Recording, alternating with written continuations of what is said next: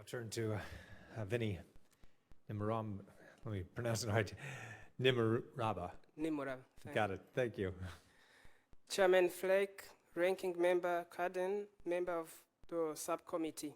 Thank you for the invitation to appear here today to discuss the political and security crisis in Burundi. I thank also the School for Conflict Analysis and Resolution at George Mason University. I am Burundian and I just returned. This testimony reflects the discussions I had with key stakeholders as well as common Burundian from all sides. Different people, different understanding of the crisis, different approaches to resolution.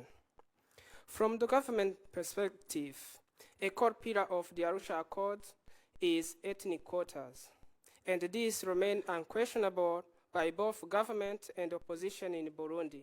Virtually everyone agrees that it is still a good thing to have security forces made up of 50% Hutu and 50% Tutsi troops, although the population is actually divided into approximately 85% Hutu and 14% Tutsi citizens. The government holds to the principle of 40% Tutsi and 60% Hutu staffers at any administrative leadership post in the country. Burundi's leadership has called upon the organizations, national and international, to check and make sure they respect those ethnic quotas to reflect the makeup of the population. One of the major achievements of the past 15 years is the power of unity over ethnic divisions. The Burundian people can distinguish ethnic groups from political and personal interests. It is widely agreed that Burundian people need peace. People in the countryside do not care about president terms or nuances of constitutional law. While some people want economic support, such as chemical fertilizers or seeds, others want jobs and equal opportunities. The capital city is the place where the political classes live. That may be the reason why there is violence now, and that has a lot to do with our own history. Current government leaders see Western countries as being denying the principles of democracy and sovereignty of Burundi. There is an underreported Cold War competition between two major powers, China and Russia on one side and the West on the other. Unexploited minerals, resources like nickel and uranium play a major role in that commercial conflict. The concept of genocide is being invented to show that the situation is chaotic and therefore call for external military intervention. It is, however, critical that atrocity prevention efforts take seriously the specific context in which violence is unfolding. The current government is not opposed to dialogue. Inclusive dialogue has started among all Burundians, and this dialogue will continue with members of the diaspora. However, the dialogue will not include people who were involved in the failed coup of May 2015. In dealing with people involved on the protest, the first group made of underage prisoners has been released, and the Red Cross was in charge of bringing them back into their families. Yesterday, around 100 youth involved in the protest were released, and the African Union was present at that release. People were released after completing a civic education program.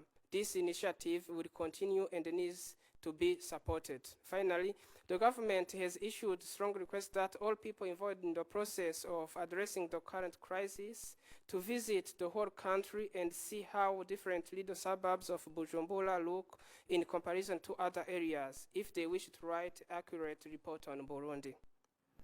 The opposition's major motivation to fight is unequal opportunities. There is some kind of collaboration between the youth who are fighting with some current army forces.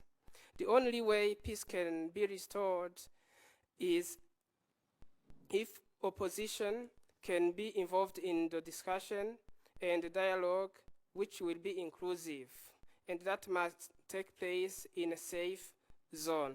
Religious leaders, especially the Catholic Church, are calling both parties to dialogue without pushing too hard. Civil society operates under fear. Civil society requests the government to stop immediate acts of harassment, intimidation, and arbitrary detention against members of civil society, organizations, journalists, and other human rights activists and peace builders, as well as members of their families. Burundian civil society would like to see the establishment of an independent and rigorous inquiry in order to establish responsibility for violence observed in Burundi since April 2015. There is a problem in the new education system, bachelor's, master's, and doctorate, which was launched with insufficient studies in terms of implementation and transition from the previous system. Some week-long basic workshops were conducted to equip educators with skills to teach new courses such as English, Swahili, music, and arts. Educators themselves testify, however, that they did not learn enough to allow them to teach those courses adequately. The deteriorating education system is a real threat to security in Burundi. If young people do not have access to good education and consequently to good job, no matter how hard we work to address the current issue, violence will remain and will not cease. Rwanda has an active role in the Burundi crisis. Hopefully, the international community will request Rwanda to stop such tactics. Other countries such as Tanzania, DRC, and Uganda have also a major role to play, and they can really act and stop violence in Burundi. Some of the recommendations include the need to improve the economy, job creation, investment, and opportunities for youth and other people who are able to work. Second, we should improve education program, both long-term and short-term, with regard to peace education. Post-traumatic stress disorder is a continuing problem in Burundi. So third, we need to create a substantial program of trauma healing that will be implemented nationwide. This would also include non-violence activities and teaching. Some other suggestions: 1, help the government disarm all militia regardless of political affiliation. 2, request the government to restore the freedom of expression, allowing private media to reopen. 3, allow civil society to operate freely and reopen soon the bank account that have been frozen for investigation purposes. This goes along with training of civil society personnel and journalists to improve their capacity for reporting and acting responsibly. 4, strengthen the African Union's human rights observers and require them to have toll-free phones to allow every Burundian to reach them and report misconduct. 5, urge the Burundian government to have conflict resolution experts working with the National Commission for Dialogue to focus on long-term goals and sustainability of peace in Burundi. 6, stern urge the Rwandan government not to continue its interference in the Burundian crisis and, if necessary, put in place some sanctions against Rwanda. 7, provide generous humanitarian support to all displaced and supported extensive campaign for refugees to return to Burundi once security is restored. Finally, pressure and sanctions will not work, but will radicalize parties to the conflict in Burundi. The US and the international community should look for other ways, other collaborative ways to address the current issue. Thank you. Thank you. Thank you again for the testimony we've been joined by. Mr. Nimuraba, you had mentioned that you would not advocate sanctions against the regime, or does that include travel sanctions against members of the regime, or economic sanctions, or what are you particularly warning against? I say that because sanctions really don't have any impact, because people who are targeted rarely travel. That's first. And the second, when you approach somebody with sanctions, you don't approach him. You kind of put yourself aside And then people, either from the opposition or from the ruling the government, will be less likely to get involved in any kind of dialogue or conversation to find a common way. Because once somebody is already targeted, he will try to protect himself. As you can see in the Burundian history, we have many people who have been accused of many kind of mass atrocities and killings and human rights violations who have been protecting themselves. Some of the problems that we are facing comes from that aspect when people try to protect themselves. Once we add more sanctions, then they will keep other people around them to make sure they are really secured. Thank you. Thank you. With respect to everybody's analysis, I would like to kind of say that I strongly disagree with this idea of having a transitional kind of government, because if you see how the current government has been trying to work kind of hard and to keep its own positions even when the situation was not really easy, I don't think this will work. Suggesting this brings back to another civil war, and a worse than what we are seeing now. For me, a good approach is first to start by us. What do? Is to change the approach, as I said, not to issue statement, but to go in a kind of nice way to request, we really need A, B, C from you, the government. And those kind of requests that we bring to the government can be to integrate people from the opposition. We have many people in Rwanda, in Brussels, and everywhere who are really strong leaders. If we can negotiate with them in a nice way, because we are dealing with people who have been fighting for more than 20 years. I mentioned the aspect of post-traumatic disorder, something like that. We need to make sure we understand that kind of where everything comes back.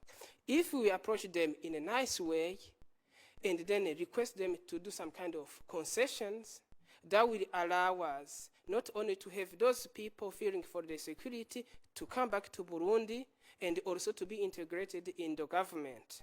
And that will really reduce the tensions. And that's one side. For the other side, I talk to people who are fighting. The major concern for them is to be able to survive economically. If we have, along that kind of line of effort, if we have some kind of economic incentive to call them and to bring them to work and to give them some kind of job, that would really help to move forward. But if you see how hard the positions are, I don't think any transition will really work. Thank you. Mr. Verkoon? Thank you. I think there are some kind of issues that we don't discuss, but which are really more important, because when we try to deal with the current issue, we need to see where we are and the kind of forces that we are facing. And coming back to the Arusha Accord, I think it's clear that I don't ignore the kind of manipulation that have taken place for the past year, but the issue was not the Arusha Accord, but the interpretation of the Arusha Accord in terms of terms. If the opposition and the ruling party agree on several kind of articles of the Arusha Accord, the only issue was the interpretation. And the problem where came the manipulation was when the Constitutional Court decided, after you know what happened, and they decided that he had the right to run. That's the main issue. And now we need to see how to move forward with that aspect. Thank you. All right. Thank you. Appreciate the testimony that's been given. This will help us as we formulate policy and move forward and work with the State Department and the administration on U.S. policy toward Burundi and the region. So appreciate it. For the purposes of members and their staff here, the record will remain open until the close of business on Friday, including for members to submit questions for the record. So as they submit these questions, if you could answer promptly, that would be appreciated, and that will be a part of the record. With the thanks to the committee, this stands adjourned.